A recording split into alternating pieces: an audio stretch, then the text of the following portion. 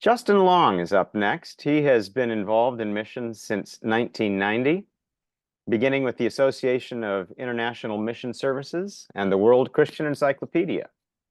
He led the development of strategicnetwork.org in 2000 and supported research efforts in Southeast Asia from 2004 to 2008. As the Director of Global Research at Beyond since 2009, he documents movements to Christ and serves the 2414 network while editing the weekly roundup for mission leaders worldwide. That makes a fascinating read. Way more. Justin, how in the world do you gather all that? I don't even have time to skim the whole thing each week. You're great in your output. Justin, the time is yours now till the top of the hour. Thank you. Okay. Can everybody see that? Yes, I do. We'll try and do a play. Oh, I think that works. Okay, excellent. Hey, and look, I can see everybody on the side of the screen, and I can also see my PowerPoint, so we're all good. Great. All right. Yes, I have been working in missions research for a very, very long time. I am one of the types of people that love spreadsheets. That was spreadsheet analysis and database analysis was one of my chief things when I was with the World Christian Encyclopedia. But one of the things that I have learned is that there's a lot of insight and nuance and understanding that comes in sitting down and doing oral interviews. And so that's what I want to focus on here. That's one of the primary ways that I do individual research. So I've titled this Research is Listening. I know that research is obviously more than that. As Chris pointed out in his presentation earlier today, there's 3 parts at least to research. One of the things I first learned when I was getting started in research, when I worked with the World Christian Encyclopedia, I crystal clear remember the day when David Barrett, who was the head of the World Christian Encyclopedia and my mentor at the time, took me aside after I had done some analysis of a database. I had come up with something that I thought was interesting and odd and I hadn't expected. And I brought it to David and I showed it to him. And he said, now you are a researcher, because research is about discovering something new. When you look at a piece of data and you discover something new, you have become a researcher. And I remember that day to this day, crystal clear. That was the threshold of a brand new world for me. Something that I had never anticipated doing. I thought I would always be an analyst, and that day I became a researcher. So I know there's a bigger process, but we're going to focus on research is listening today. So we're going to start with 2 basic principles. The first principle that I have is that data comes from people. And this is something that's really important, I think, to bear in mind. Every piece of data comes from a person. And principle number 2 is that people must be listened to. This is a skill that not a lot of people, including myself over the years, have developed nearly as much as we really should. This principle that information and data and insight comes from people and people must be listened to in order to get it. This impacts my whole life, not just my research work. I mean, my wife wants to be listened to. My children want to be listened to. The people in my small group want to be listened to. Developing this skill of listening, to me, is one of the paramount roles, things that a researcher must do. Too many people want to just collect data in a way that's not really listening. They expect the people to provide the data, and I'm fine with survey forms. Please don't hear this as a criticism, but we want people to give us data in ways that don't require us to listen. It just comes to us in an easily digestible form afterward. But research is about listening to people. So surveys can help us understand the frame of a problem. And that can be a very important thing. But in my experience, most of the nuances and the insights come from personal conversations and people making personal observations. I can get far more information, insight over a cup of coffee at a table than through any number of survey forms that I have distributed out. And so getting better at having these kinds of conversations with people is an important skill. How do we do that? We have to love people.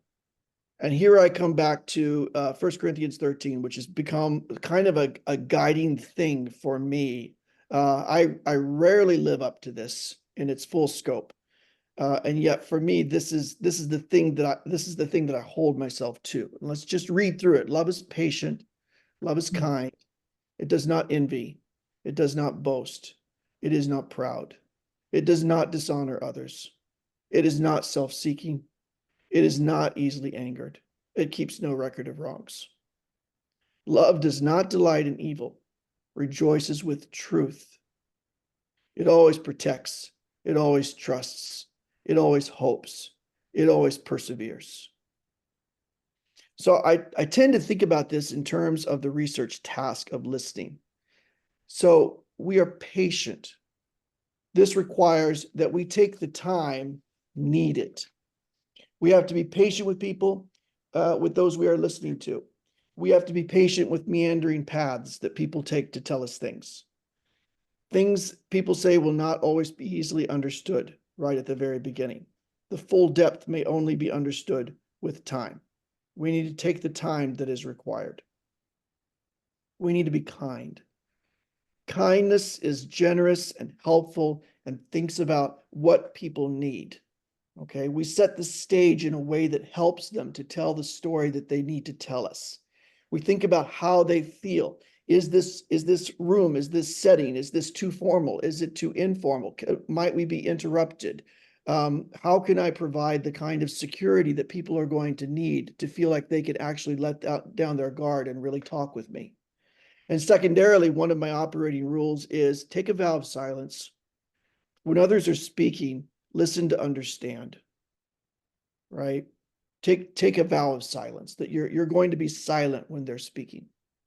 Again, I don't always do this. Even in the last 4 days, we've been on a trip up north and I found myself interrupting people lots of times, and I would back off and I would say, okay, vow of silence. I'm not going to say anything. I'm going to, when somebody stops talking, I'm going to count to 5 before I start to say anything.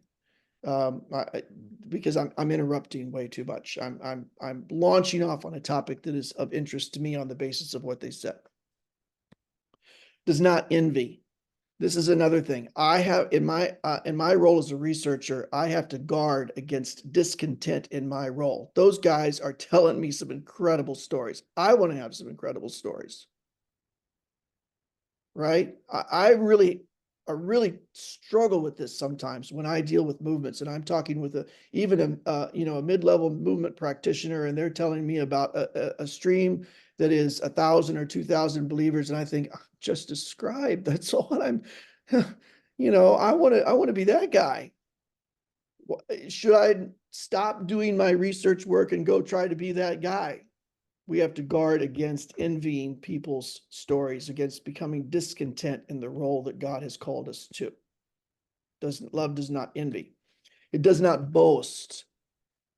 I have to guard against one-upping my own source's story in the middle of the interview. Right? Oh, that's a great story. You should hear this story I heard from somebody else. No, don't one-up, right? Is not proud. And this is another thing that I have to really guard against for me. My view is a 50,000-foot view, and I have to be careful that I don't become proud of all I have seen and start telling stories and start name dropping and start doing all that kind of stuff. Researchers can become proud of their view, of the scope that they have. To see everything is a view that God has. And the higher level view that we have, in a way, the closer we can get to God's view. And that can be very intoxicating at times. We can feel like we know everything because we see more. But we don't see details at the ground level, and we certainly don't see everything that God sees. And we need to maintain some humility in this. Does not dishonor others. In the middle of a story, I have to guard against having a judgmental assessment of what they're telling me. Right? Oh, they shouldn't be doing it that way. Oh, I see the limitations. Oh, I've heard this story before. Oh, whatever. I have to guard against a judgmental assessment. I don't know what they've gone through. I don't know all the challenges that they faced. I don't know all the trials that they've endured. Is not self-seeking. Why are we asking for the interview in the beginning? What is my self-interest in getting this data? What am I going to get out of it? And am I seeking this for my own benefit? Am I seeking this because knowing this will increase my reputation, or will increase my publishing ability, or how will it actually bring value to the field? Collecting this information and doing this analysis, how will this help somebody else? How will this help the person that I'm talking to? Am I looking at this mainly for my self-interest rather than for the interest of others? Is not easily angered. When an interview doesn't go my way, when a question that I want to get answered doesn't get answered, if we disagree on a point, if they poke at me about something, I've had this actually happen in a couple of interviews, they start ridiculing somebody, not knowing that person, or they start disparaging somebody else's ministry, not knowing that that ministry and that person is a deep personal friend of mine. I can be tempted to anger at times when this happens. I have to be careful not to be easily angered, to be teachable, to listen, not to let those kinds of relationships, of which I have many, get in the way of this interview and listening for the heart and the passion and the concern and the care that this person has who's telling me their story. Keeps no record of wrongs. And I view this as primarily wrongs against me. I have gone in to do interviews with people who in the past have said things that I have felt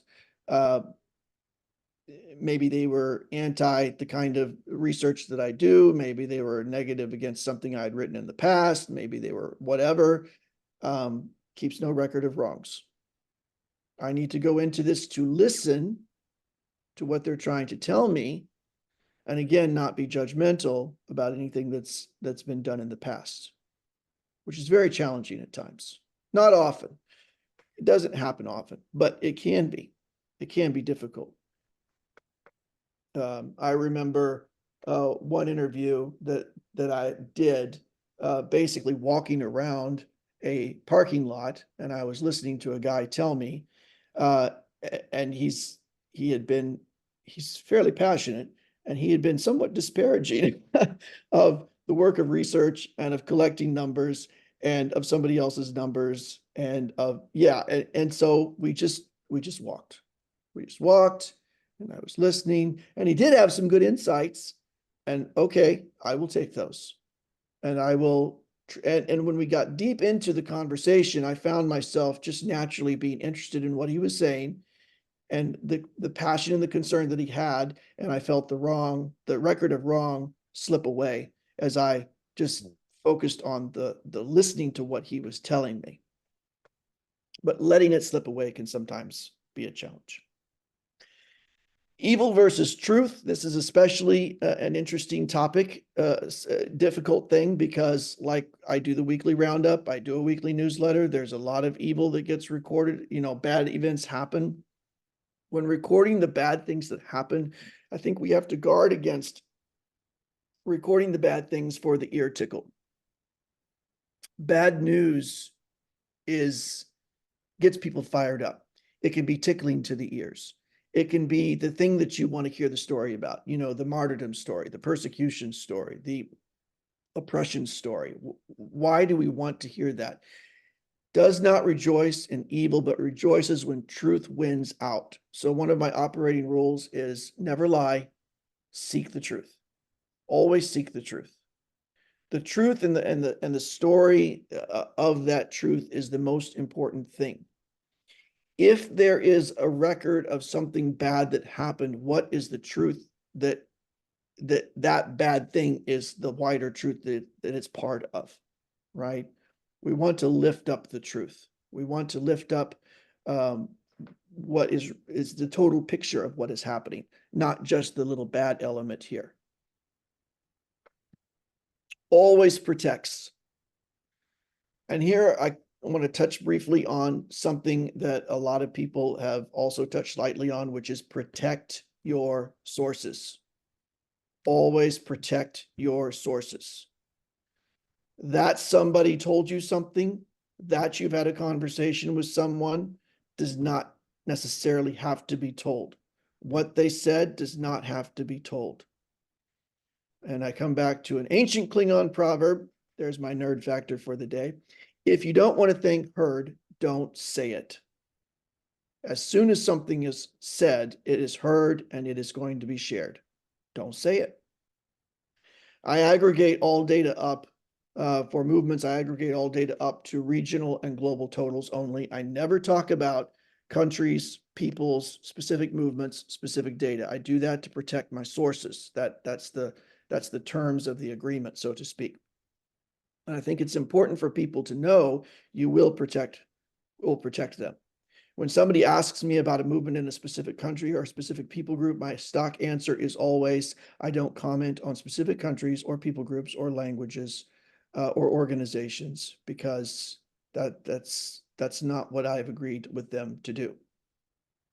And I think you have to have in research, you really need to have a framework so that people know you do that you protect them, and then they will be willing to talk with you if they know that you're going to protect them. Always trusts. This is a little bit of a challenging one, because my operating rule is if I can't trust you, you shouldn't be a source. But sometimes I don't know I can't trust you if I've never talked with you before.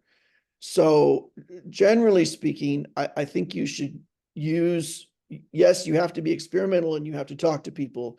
But if you're going to have somebody who's a recurrent source, you have to be able to trust them. You have to be able to trust that data.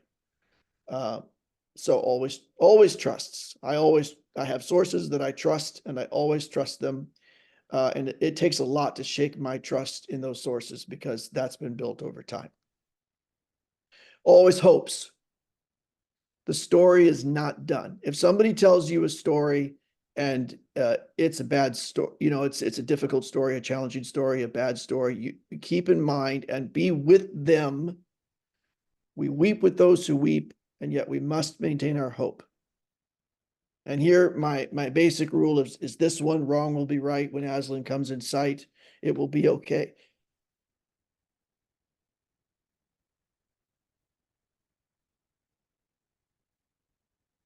Sorry. This is one my wife has said too. It'll be okay in the end. If it's not okay, it's not the end. Okay. So always hopes, always endures. Yeah. Keep encouraging, keep learning, keep listening to people. Okay. So then I just briefly want to talk about, how am I doing for time? I'm almost there. Okay. I want to talk Good, Justin. We've got 10 minutes for Q&A. Use as much of that time as you like. Okay. Well, let me go through an oral interview process that I use, and then hopefully this part will go pretty quick. And then if people have questions, I'll be fine with questions. Also, I think there's some other time at other places. So this is my basic oral interview process. The first thing is, who do you talk to?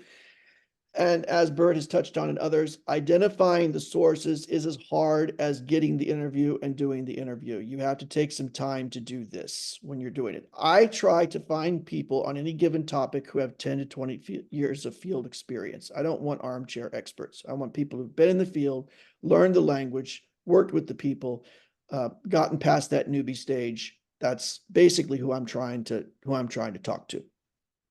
I don't look necessarily for academic credentials. I really want people to talk to who have done whatever it is I'm talking about. They've done it for 10 to 20 years in a practical way. Usually this also involves some academic credentials if they've gotten to that level, but not always. Second one, next is to ask for the interview. When I ask for the interview, this is the stage where I set the parameters for them. I'm going to tell them, we're going to agree. I'm not going to tell them, we're going to negotiate. I'm going to agree on when and where. I'm going to ask them what platform they want to be on. Do they prefer Zoom? Do they prefer Google Meet? Are we meeting over coffee at a table? Are we having breakfast, lunch, or dinner? What's the platform? This is also where I'm going to set some ground rules. I'm going to tell them, for example, for this thing, if I do it on Zoom, I'm going to say, I would like to record this interview so that I don't have to be taking comprehensive notes while you're talking. I can focus on what you're saying. I'm not ever going to publish that recording. I'm going to keep it in a secure location. It's basically where you set the expectations and the parameters. I'm not going to publicly cite you at any point. If you tell me something, I'm going to look for a public article I can use to back up that kind of thing. You're going to set some parameters so that they're comfortable with this interview. I'm also going to think about and tell them what I'm going to offer them in response to this interview. I'm not going to be self-seeking. This is not about me. They're giving me their time, their insights, and a significant amount of data. They should receive something of value back. Oftentimes, what this is I will give you a transcript of what we talk about. For a lot of people, that's a tremendous thing. If I'm going to sit down and talk with you extensively about the thing that you are interested in for an hour or 2 hours, and then I'm going to give you a verbatim transcript of that you can use in whatever form you want to use, that's often a thing that's of great value to them.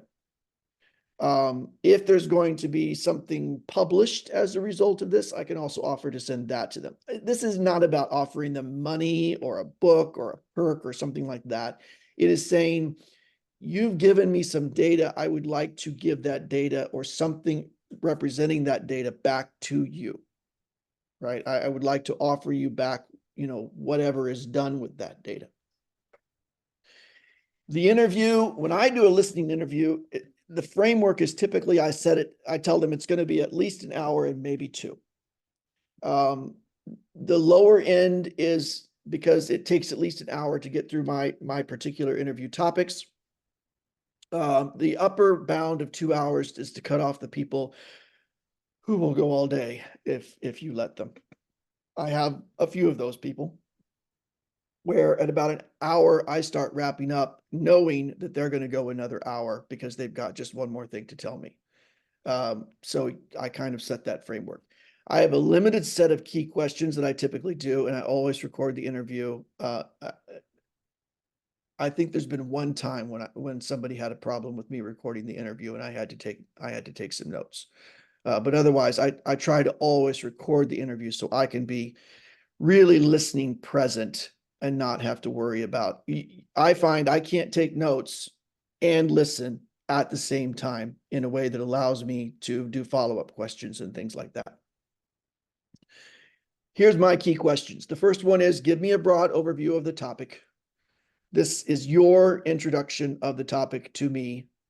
The second key question is, tell me the common mistakes or conclusions that newbies make.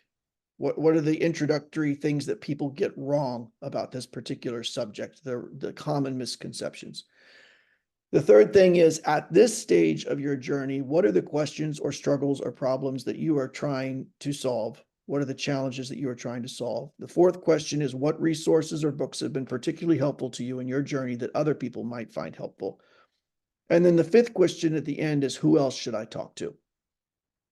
So if I'm doing a listening interview with somebody, say on a particular country, they've worked in a country for 10 or 20 years, give me a broad overview of the topic is going to be, tell me the trends you currently see, introduce this area that you have been passionate about for 20 years. Tell me about it.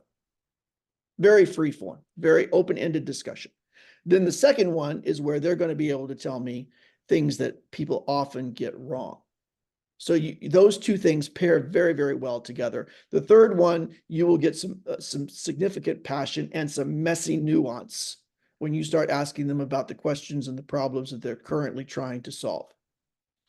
And then the fourth and the fifth ones are really things that will give you places to go for if you need to cite something publicly, if you need to talk about a trend publicly, those resources and books will be good clues as to where you can find that kind of material. The fifth one is incredibly important. Who else should I talk to? Because this person is going to know other people who are worth listening to. And that's how you find your additional sources. It's in the first few sources is where you find the additional ones. Okay, so when holding the interview, I normally focus on those five, what I call grand tour questions with local, looking for local scenes, looking for local things that I need to follow up on. Be mindful of the time for each grand question. To me, this is why I do like 5 or 6 of these questions, and I frame it as an hour to 2 hours, because I know if I'm going longer than 10, 15 minutes on a grand question, I need to move things along in order to get to the other questions. That's important. In the follow-ups and the details, I'm trying to ask things that listen for the person's passion. I want them to tell me what's messy about this subject. I want them to tell me the nuances. That's where the insights are. That's in their passion and in their struggles is where you find out the things that are challenging and difficult and form character and the problems that need to be addressed, the needs that are felt, right? Anybody can write a 1,000-word essay on Christianity in China. I mean, you could get ChatGPT to write you a 1,000-word essay on the Christianity in China. But it's when people start talking about the problems in their daily life, that's when you start getting into the real insights and the real messiness. Who else to talk to you, and will they introduce you? This is a real test of how much trust they have for you. Will they introduce you to somebody else if need be? Doesn't mean they have to do it verbally, but can you use their name? Will they give you some introductions to those people? I usually use, for any given topic, I usually look for 10 to 15 sources. Now, this means I'm doing 10 to 15 1 to 2 hour interviews. This is not a short process. I can usually arrange this over the course of about 2 months if I'm really diligent about it. Otherwise, I might have an open-ended topic, and I'm doing this over the course of a year as I encounter people at conferences and things like that. This is what I do. What I look for in a given topic is when people start to repeat. When I start to hear the same stuff I've already heard, then I know I've probably hit the maximum boundary of the number of sources I've got, and now I can start getting into more of the analysis work, more of the synthesizing all of this stuff together. Security, protect your sources. Talk off the record. Tell people you're talking off the record. Tell them you will find public data or sources. If you want to talk about something that they've told you about, you will find public sources that you can cite. You're not going to cite them. That's my usual protocol. Tell them how you're going to store the data. Tell them, help them understand that you want to protect them. Express gratitude when you're done, and not just pro forma gratitude. Real, sincere, honest gratitude. And if you're not grateful for the interview, then I think you probably need to rethink why you're doing these prior to the next interview. They need to hear that this is something that you are grateful for, that it has been a benefit, that it has helped, right? Post-interview is when you do your transcription, your security of storage, your analysis. That's all subjects for another day, but just remember, I mean, this is just the interview process. This is the listening process. There's a whole lot of stuff that happens afterward. I use several services for transcription. You do have to be mindful of security. You have to be, sure of what transcription service you're using and security of storage. I'm pretty happy with the ones I use, and I'm happy to talk about that with anybody if they want to, but just remember there's more stuff happening afterward, and that is the end. Thank you.